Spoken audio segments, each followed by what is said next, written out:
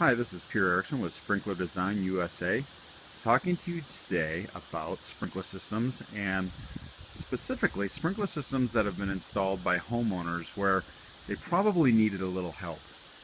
There's three issues here today that I can show you that we would have instantly identified in our design process and our support system to help this homeowner to install a better system. First one here is you can see the two heads over here by the driveway in the car. They have a spacing that is inappropriate. Um, these sprinkler heads are 15-foot vans, which is another issue we'll get to in a second here.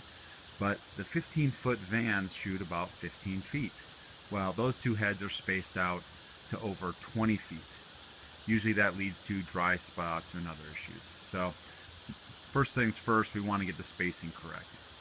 The next issue is putting heads in the appropriate locations. Although the heads are in the corners, which is always mandatory, if you come up here closer on the sidewalk, you'll notice that there are no heads in these corners. This corner, there's no head, and over here on this corner, there's no head. Again, typically that'll lead to significant dry spots and problems. The third thing is, like I was mentioning before, is the use of van nozzles. And van nozzles are not the most efficient nozzles out on the market. They typically are only used in emergency situations where you have very odd shapes or designs in your yard and you'll throw in a van nozzle.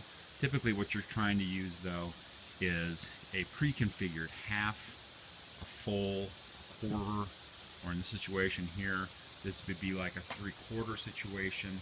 What happens to the van nozzles is because they are so inefficient, they will lead to dry spots, and eventually you'll get stuff like this where the water is not a uniform spray. So just some things to keep in mind and some great tips on what makes our services so helpful to the average homeowner when you're going to spend the time, effort, and money. Let's get it done right. All right, have a great day.